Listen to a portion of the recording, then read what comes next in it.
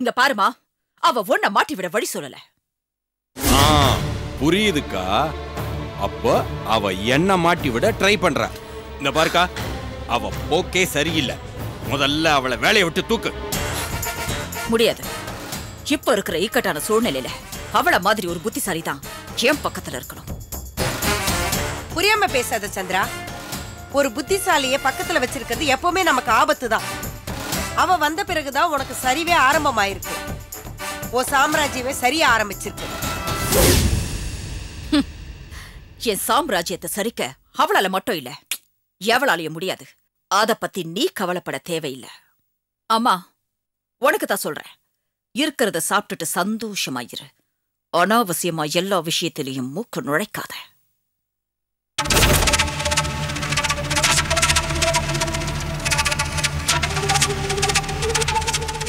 என்னடா இப்படி சொல்லிட்டு போறா? அக்கா, உன்னையவே இவ இப்படி சொல்லிட்டு போறா. நான் ஏதாவது கேட்டா என்னை வெளியில துரத்திட்டு தான் மறுவேளை பாப்பா.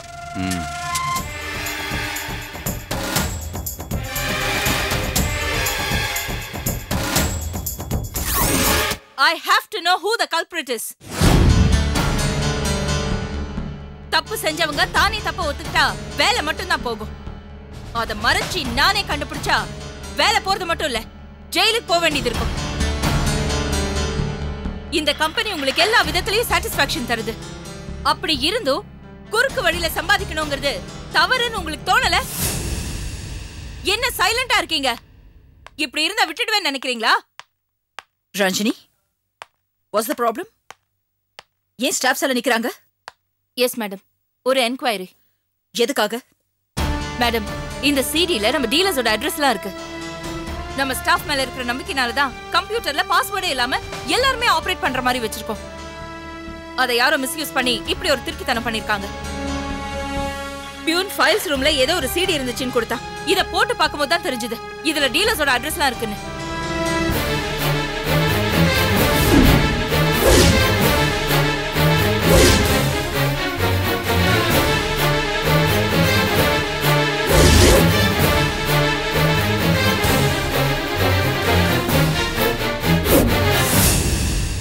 லுக், இதை யார் செஞ்சிருந்தாலும் சொல்லிடுங்க.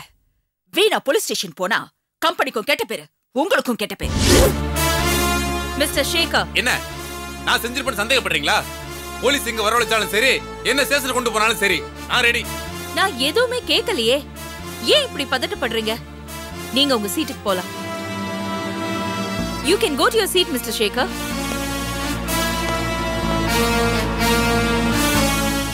நீங்க எல்லாரும் சைலண்டா இருக்கிறத பார்த்தா உங்க யாருக்குமே இதுல சம்பந்தம் இல்ல. என்னால யாரையும் சந்தேகப்படவும் முடியல. தப்பு செஞ்சவங்க தானா வந்து ஒத்துக்கிட்டாதான் உண்டு. Ranjini, what is this? இவ்வளவு பெரிய தப்பு நடந்திருக்கு, யாரையுமே விசாரிக்காம விட்டுட்டு? எல்லாம் ஒரு காரணமா தான் மேடம். நீங்க உள்ள வாங்க.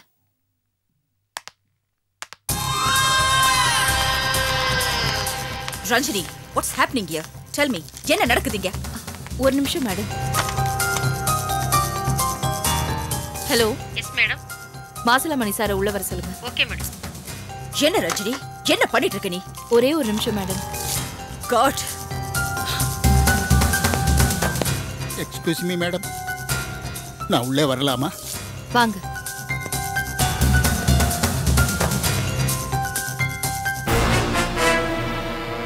ஏன் சார் இந்த மாதிரி பண்ணீங்க?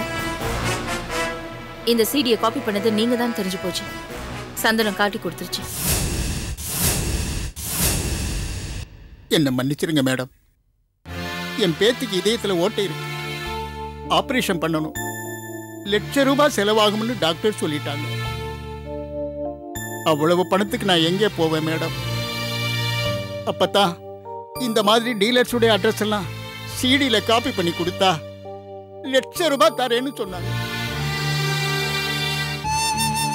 மனசை கல்லாக்கிக்கிட்டு என் பேத்தியை காப்பாத்துறதுக்கு இதுதான் வழின்னு தெரிஞ்சது. அதனால தான் எல்லாருக்கும் முன்னாடி ஆபீஸுக்கு வந்து இந்த சிடியில இதெல்லாம் முடிஞ்சதுக்கு அப்புறம் மனசு கேட்கல. இத்தனை வருஷமா எனக்கு சம்பளம் கொடுத்து என் குடும்பத்தை காப்பாத்தின இந்த கம்பெனிக்கு துரோகம் செய்யறதை விட என் பேச்சு சாகிறதே மேலன்னு தோணுச்சு. என் மனசுல உடம்பெல்லாம் வேர்த்து கொட்டுச்சு. தப்பு பண்ணிட்டேன் தலையில அடிச்சுக்கிட்டேன். செஞ்ச தப்ப மறைக்கிறதுக்காக ஃபைல்ஸ் ரூம்ல எங்கேயாவது கிடைக்கட்டும்னு தூக்கி போட்டுட்டம்மா. அப்பதான் அது பியூன் கையில கிடைச்சு என்னை குற்றவாளியா கொண்டு வந்து நிறுத்திருச்சுமா. அம்மா, நீங்களா பார்த்து எனக்கு என்ன தண்டனை கொடுத்தாலும் மனப்பூர்வமா ஏத்துக்கிறேன். போலீஸ்ல என்னை பிடிச்சு கொடுத்துருங்கம்மா. கண்டிப்பா உங்களுக்கு பனிஷ்மெண்ட் இருக்கு. உங்க பேத்தியோட ஆபரேஷன் செலவை இந்த கம்பெனி ஏத்துக்கோ. அதான் உங்க பனிஷ்மெண்ட். ரஞ்சனி மேடம், இந்த முடிவை கூட எடுக்க எனக்கு உரிமை இல்லைன்னா நான் இந்த வேலையில இருக்கிறதே கேவலம்.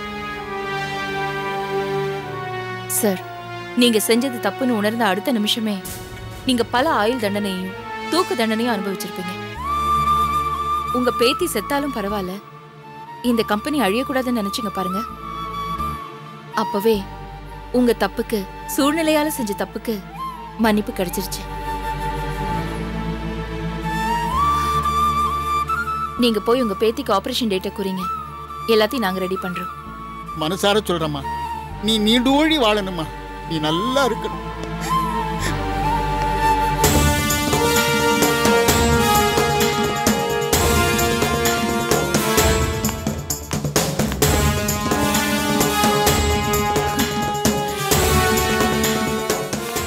என் அம்மாவோட பணம்டி, அதை எடுத்து கொடுக்க எனக்கு உரிமை இருக்கு. ஏழைங்களுக்காக எங்க அம்மா செய்ய நினைச்ச உதவிகள் எல்லாத்தையும் நான் நிறைவேற்றுவேன். அதுக்கு நான் போட்ட பிள்ளையார் சுழிதான் இது.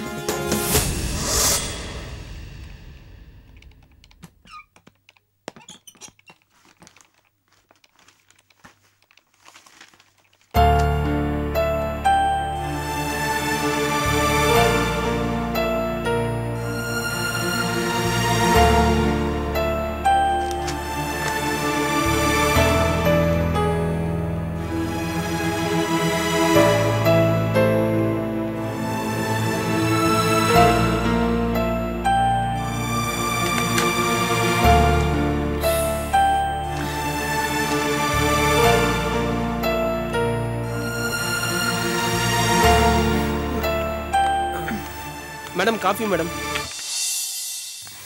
தலைவலி மாத்திரை மேடம். தேங்க்ஸ். நானே வாங்கிட்டு வர சொல்லணும்னு நினைச்சேன். ஒரு நிமிஷம். இல்ல மேடம், கார்த்திக் சார் காசு கொடுத்துட்டாரு மேடம்.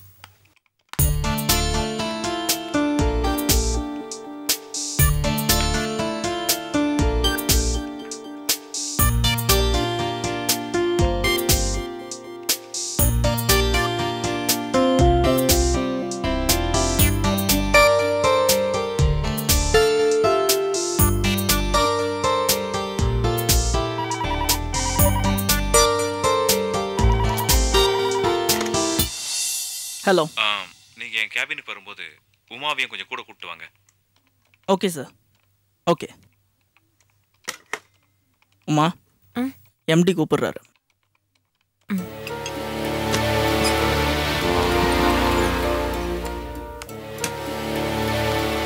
Sir, excuse me. வாங்க கார்த்திக், வாங்க உட்காருங்க. நீங்களும் உட்காருங்க.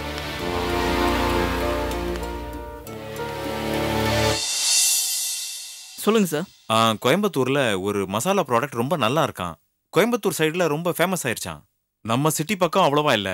அந்த ப்ராடக்ட்டை ஃபுல் அண்ட் ஃபுல் நம்மளே மார்க்கெட்டிங் பண்ணலாம்னு நினைக்கிறேன். கார்த்தி, அதை பத்தி நீங்க என்ன நினைக்கிறீங்க? கண்டிப்பா சார், பண்ணிடலாம். ஒரு 4-5 பேர் கூட பேசி பார்த்துருக்காங்க. யாருக்கும் அவங்க ஒன்றும் பிடி கொடுக்கலையா. நீங்க ஒரு முறை கோயம்புத்தூர் போயிட்டு அந்த ப்ராடக்ட்டை ஃபுல் அண்ட் ஃபுல் நம்மளே மார்க்கெட் பண்ற மாதிரி பேசிட்டு வந்துருங்க. உமா, நீங்களும் கூட போயிட்டு வந்துருங்க.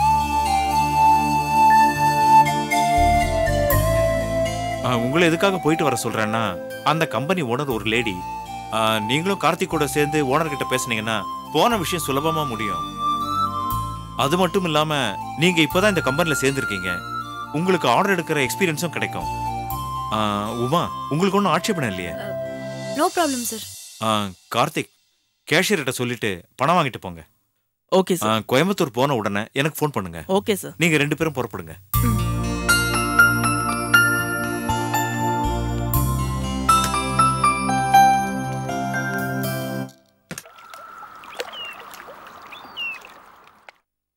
ஓம் சர்வமங்கள மாங்கல்யே சிவே சர்வார்த்த சாதகே சரண்யே திரியம்பிகே கௌரி நாராயணி நமோஸ்துதே.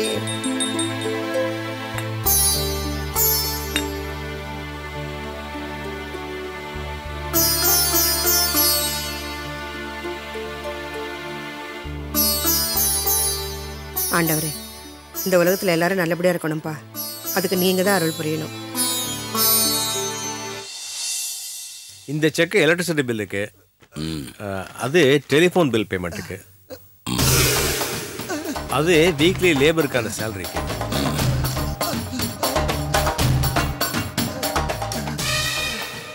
இது நம்மகிட்ட சர்வீஸில் இருக்கும்போது இறந்து போன வீரமுத்து குடும்பத்துக்கு நீங்கள் கொடுக்குறது. அவ்வளோதான்.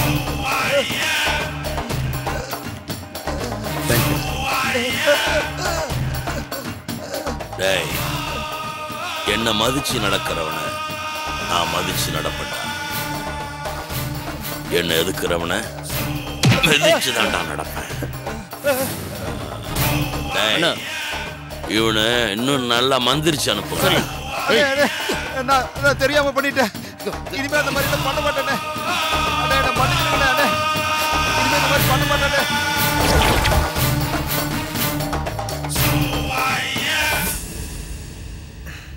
என்னங்க? சொல்லு லதாமா. என்னங்க, இதுல ஒரு கையெழுத்து போடுங்க.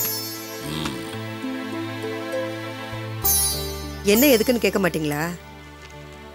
நீ என் பொண்டாட்டி, அனாவசியமா நீ செலவு பண்ண மாட்டேன்னு எனக்கு நல்லாவே தெரியும்.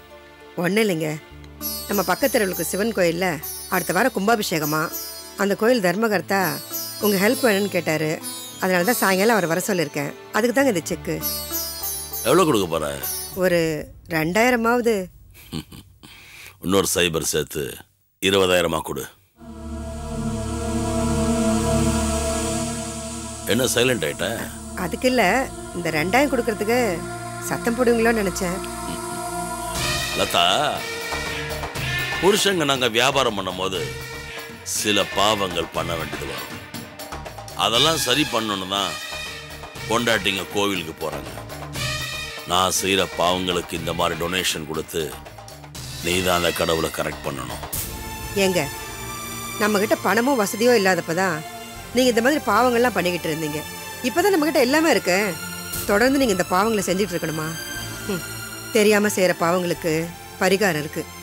ஆனால் தெரிஞ்சே செய்கிற பாவத்துக்கு எடுத்து ஆரம்பிச்ச உபதேசத்தை பாவத்தின் சம்பளம் மரணம்னு சொல்லுவாங்க. ஆனா ஒரு காலத்துல சில பேரோட மரணம் தான் எனக்கு சம்பளமே கொடுத்துருக்கு. பாவம் செஞ்சாதான் பணமே சம்பாதிக்க முடியும். இதெல்லாம் உனக்கு புரியாது. நீ செக்கில் கையெழுத்து கேட்கும் போது நான் ஏன் எதுக்குன்னு கேள்வியை கேட்கல. அதே மாதிரி நான் எப்போ எது பண்ணாலும் ஏன் எதுக்குன்னு நீ கேட்கவே கூடாது. இதை நீ அட்வைஸ் பண்ண மட்டும் இல்ல, என்னை படைச்ச அந்த ஆண்டவனே இறங்கி வந்து அட்வைஸ் பண்ணா கூட இந்த ராஜதேவன் மாறவே மாட்டான்.